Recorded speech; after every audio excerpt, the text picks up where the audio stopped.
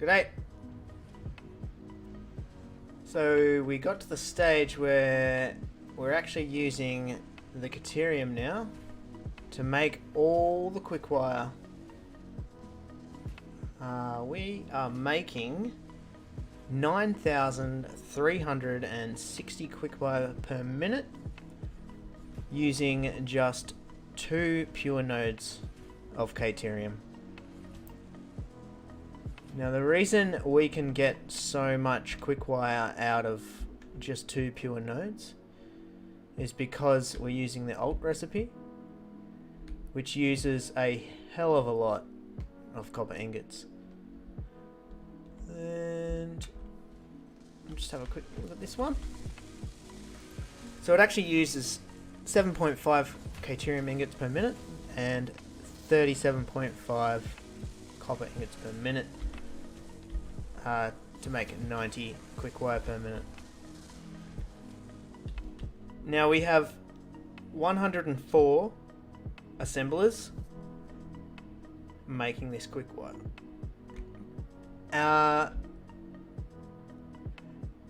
The reason it's good to use copper to expand your Quickwire production is because Quickwire is obviously quite rare. Copper is not very rare. We have plenty of copper ingots coming in, so we can use those to expand our Quickwire production.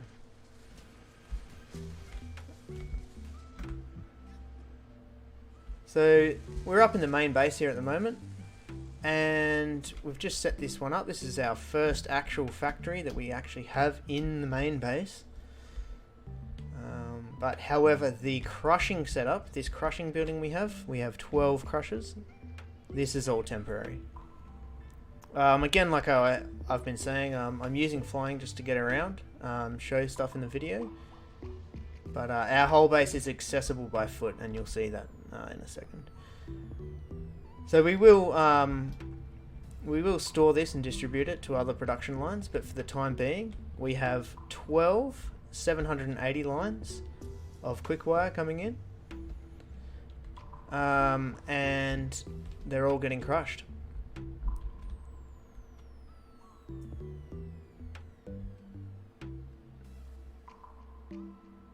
And this one's turned out alright.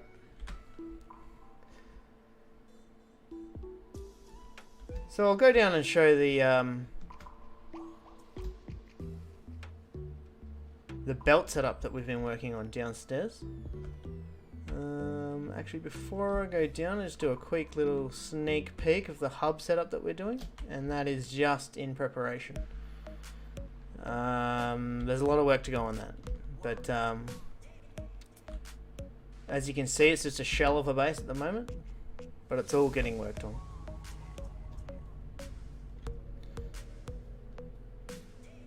I'll come down here to our storage and distribution floor. We've actually belted in the copper now. So this looks a little bit crazy, but there's method to the madness. It's nice and neat, as you can see.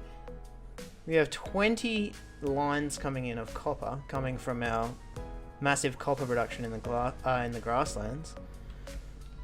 And what we're doing here on this floor is we're merging 2,600 lines into 16 780 lines.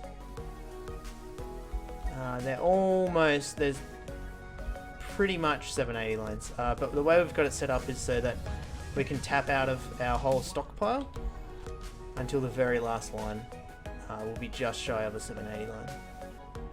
So we have 16 780 lines essentially going up further into the base. And this whole floor is obviously still in the setup phase. A few blank lines up here ready to deal with. I mentioned before we have a massive concrete factory as well, which I'm going to show in just a minute. For the meantime, with the concrete, we're just crushing that as well, just for a temporary thing, just to keep things moving. But the concrete factory is quite extensive. We're using the wet concrete recipe, and there's a reason we're doing that as well. So just go down this way.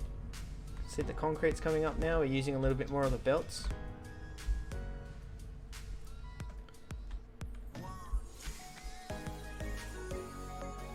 Now I could just hop on a train and take a ride over to the concrete factory, but that's going to take a long time, so I'll just fly over there.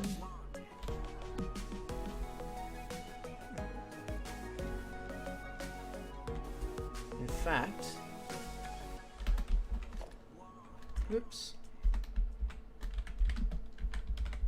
make it a little bit quicker. So over here in the northwest area of the map, we've got quite an extensive concrete setup, concrete factory. We're using the wet concrete recipe. It's pretty insane, this factory, just for concrete. We have 60 refineries making concrete. Now, why would we be doing that? You might ask. It's just concrete. Well, they've given us all these different recipes to make concrete out of, okay? This is the standard one, pretty inefficient. This alternate here uses silica, which is made from quartz, so that's a pretty rare resource. You don't want to really be using quartz just to make concrete. Again, this one uses rubber. I don't know why you would want to use the resource of oil just to make concrete. And then the last one here that we've decided to use is the wet concrete recipe, because it's 33% better than the original, and you just got to add water. And water as a resource is pretty much infinite. I mean, you look at the map, there's just water everywhere. Wherever you can fit an extractor, you can get water. So that's what we've been doing with our other things. And the other point is, why not? I mean, why wouldn't you? So we have, out of this factory, 60 refineries. We're pulling out 4,800 concrete per minute. And we've set it up in trains, because we've become quite fond of using trains. And it's basically it. Yeah, it uses 3,600 water per minute, and it was quite a lot to set up. But it's pretty safe to say that our concrete dramas are completely solved for the rest of this playthrough. We will never be needing any concrete. And with whatever we're not using, we're just going to crush it. So it's all good. We have a bit of a train set up to get all the water up there.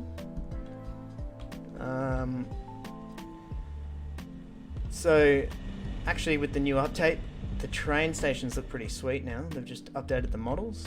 Unfortunately, the pipes, I think the conveyors as well, they have a little gap here now. We will fix this up, but it's still working. It's just a graphics error. So yeah, these train stations look pretty sweet. That's our water going to our concrete, which is we probably overdid it. I'm not gonna lie, we probably overdid it with the concrete, but what else are you gonna do in this game? That's what it's all about. That's what I say. That's what we reckon. We've started putting a little bit more polish on the base so it doesn't look so bland. We will make it. It's always evolving. And the other thing, the last thing that we're doing is probably gonna, it's not quite finished yet, so I'll just do a quick sneak peek at it, is over here, this packaged water setup. It's not operational yet, But we've been playing around with this for the last couple of days to package our water. Because we're going to need a whole lot of packaged water up there, and we don't want to run pumps up into our base. So this setup's going to give us 7,200 water per minute, or packaged water per minute. And the reason we're doing packaged water is because, yeah, pumping, using pipes to pump all the way up the top, and this base is going to go way higher. We don't want to do that. So what we're going to do is we're going to take packaged water up into our base, and wherever we need to use water in our production lines, we're going to unpackage the water and send the empty containers back through here. So the way this guy is set up is each of these buildings has a water extractor inside, which does 120 water per minute. And each of these refineries, so there's 2 refineries on top of each water extractor. Each refinery can package 60 water per minute. So it's pretty easy maths. I mean, I'm sure a lot of people do a very similar thing, one extractor to 2 refineries. But this is how we're doing it, and we have our train station connected to the side of it as well. So I think the first thing we're going to do in our main base is going to be probably the steamed copper sheets. And then obviously we need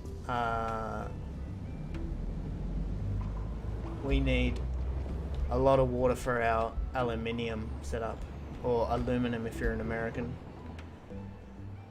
But yeah, so that's probably going to do it for now. That's probably about it. Catch you later.